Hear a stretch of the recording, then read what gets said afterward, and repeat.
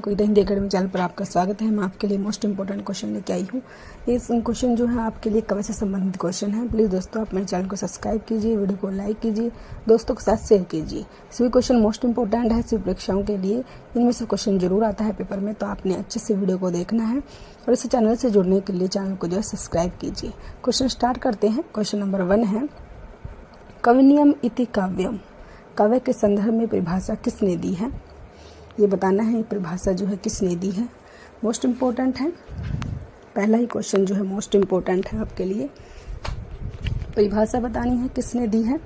कवनीयम इति काव्यम, काव्य के संदर्भ में जो है ये परिभाषा किसने दी है?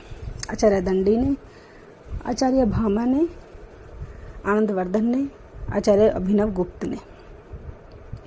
तो कौन से जो है आचार्य हैं जिन्होंने ये परिभाषा दी है? परिभाषा से संबंधित क्वेश्चन जरूर आता है, तो डी होगा, आचार्य अभिनव गुप्त। क्वेश्चन नंबर 1 का जो है राइट आंसर डी है, आचार्य अभिनव गुप्त ने ये परिभाषा दी है। आप इसको अच्छे से याद रखोगे, अच्छे से इसको नोट करोगे, तो क्वेश्चन नंबर 1 का डी आंसर होगा। अगला क्वेश्चन देखते हैं। क्वेश्चन नंबर 2 है, कव्य इति कवि तस्य कर्म कव्यम, काव्य के संदर्भ में परिभाषा देने वाले आचार्य हैं। ये बताना है कौन से आचार्य हैं जिन्होंने ये परिभाषा दी है। ए आचार्य विश्वनाथ, बी आचार्य भामा, सी आचार्य विद्याधर और डी आचार्य अभिनव गुप्त। तो क्वेश्चन नंबर 2 जो है हमारा, ये परिभाषा जो है सी होगा, आचार्य विद्याधर। क्वेश्चन नंबर 2 का राइट आंसर सी है, आचार्य विद्याधर ने ये परिभाषा दी है।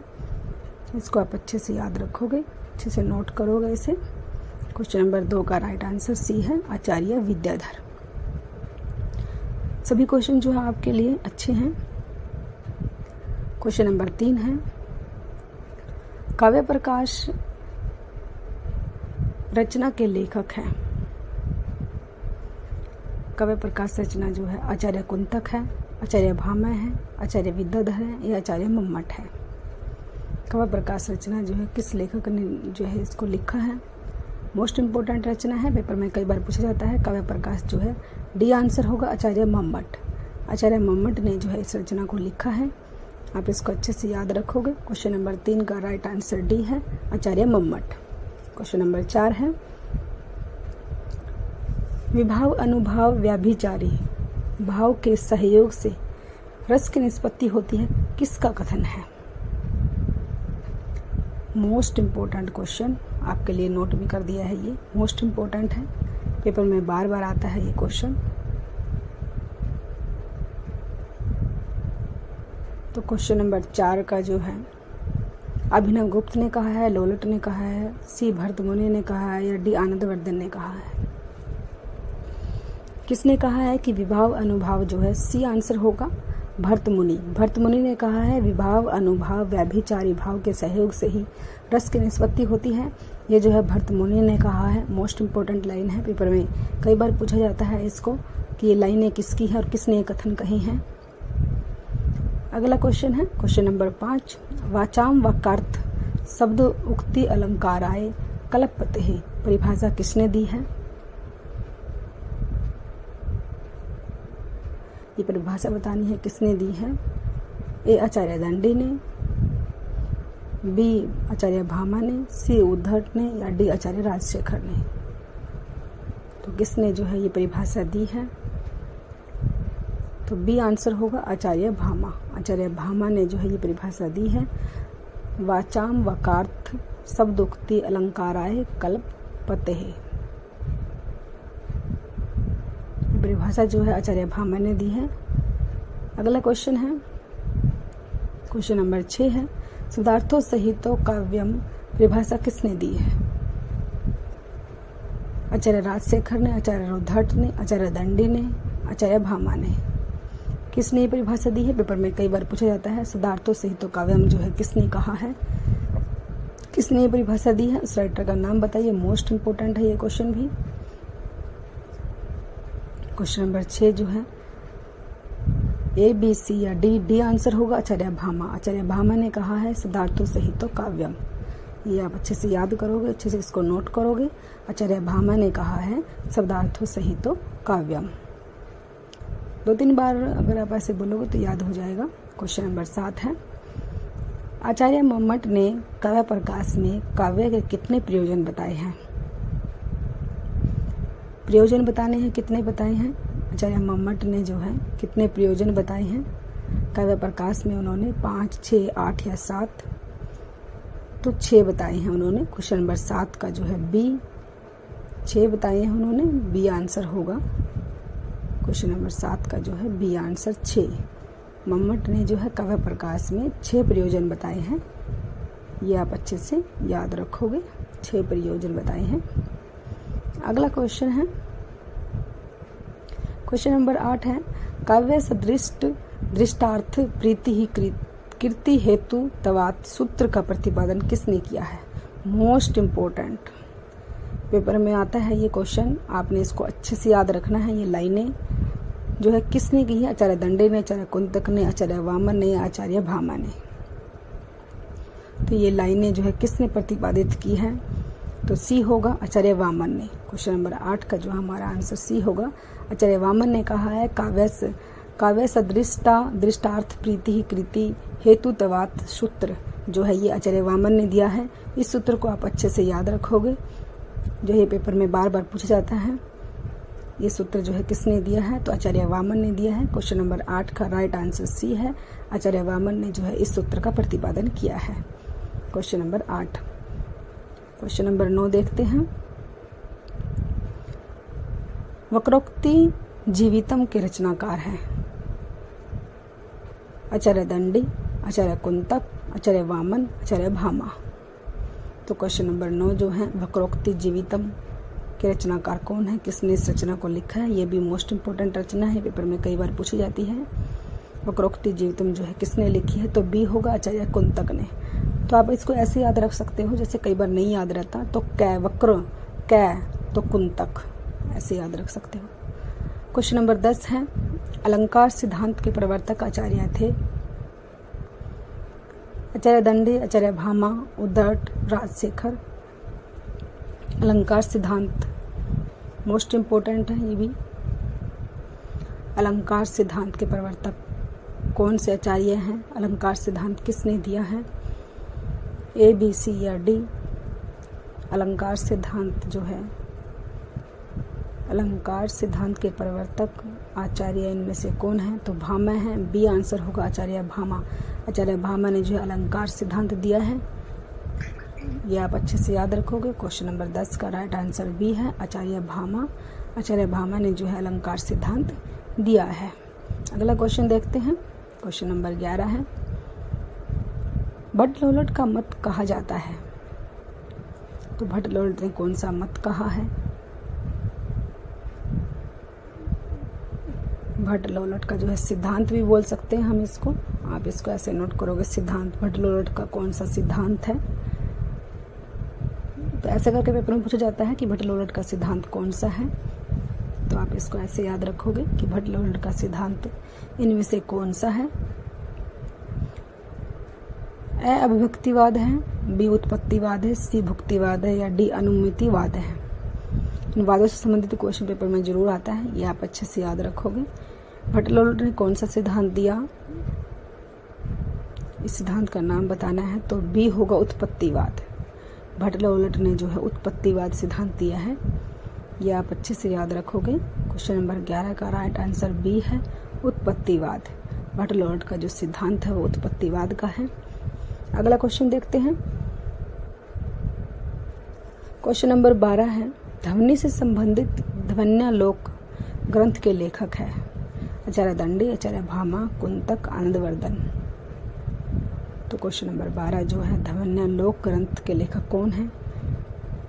तो डी होगा आनंदवर्धन है।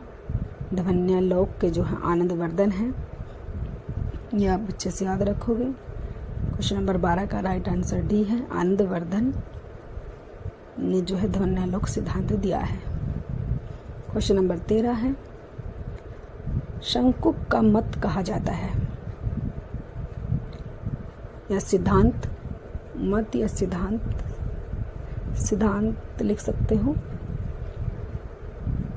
शंकु का कौन सा सिद्धांत है, तो सिद्धांत बताना है, कौन सा सिद्धांत या कौन सा मत है या सिद्धांत है। कैसे भी क्वेश्चन पूछ सकता है, तो आपको दोनों तरह से पता होना चाहिए। विभक्तिवाद, उत्पत्तिवाद, भुक्तिवाद या अनुमितिवाद है। तो शंकु ने जो है कौन सा सिद्धांत दिया, उत्पत्तिवाद का हमने ऊपर किया है, भट्टलोलट ने उत्पत्तिवाद दिया है, ये भी आप अच्छे से याद रखोगे। भट्टलोलट ने जो है उत्पत्तिवाद दिया है, ये हमने अभी ऊपर किया था। तो इस क्वेश्चन का आंसर डी होगा, अनुमितिवाद। अनुमितिवाद जो है शंकुक ने दिया है। क्वेश्चन नंबर 13 का राइट आंसर डी है, अनुमितिवाद। क्वेश्चन नंबर 14 है,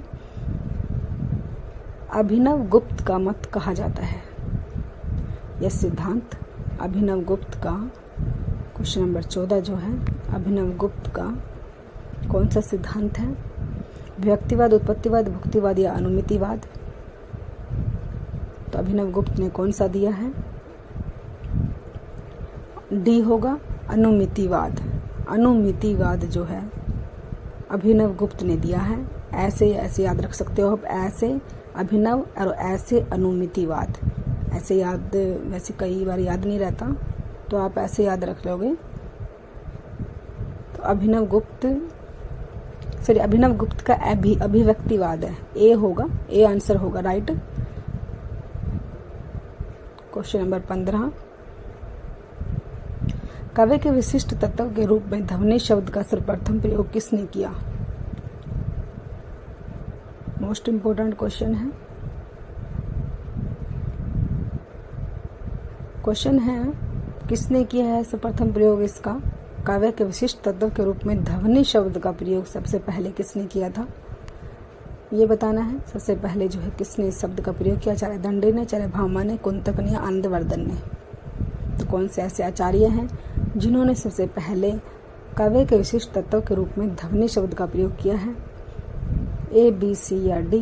तो क्वेश्चन नंबर 15 जो है हमारा, तो डी आंसर होगा, आनंदवर्धन। आनंदवर्धन ने जो है सबसे पहले ध्वनि शब्द का प्रयोग किया था, यह आप याद रखोगे अच्छे से। आनंदवर्धन है वो जिन्होंने काव्य के विशिष्ट तत्व के रूप में ध्वनि शब्द का सबसे पहले प्रयोग किया है, वो आनंदवर्धन है। तो क्वेश्चन नंबर 15 का डी आंसर। क्वेश्चन नंबर 16, वक्रोक्ति सिद्धांत के प्रवर्तक आचार्य थे। वक्रोक्ति सिद्धांत किसने दिया है, आचार्य दंडी ने, विश्वनाथ ने, उद्धाट ने, कुंतक ने। तो क्वेश्चन नंबर 16, वक्रोक्ति सिद्धांत, ए, बी, सी या डी। वक्रोक्ति सिद्धांत के प्रवर्तक आचार्य हैं।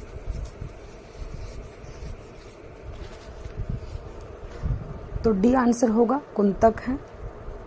डी आंसर कुंतक है, वक्रोक्ति सिद्धांत के प्रवर्तक जो हैं कुंतक, ये आप अच्छे से नोट करोगे। क्वेश्चन नंबर 16 का राइट आंसर डी है, कुंतक। कुंतक ने जो है वक्रोक्ति सिद्धांत को दिया है।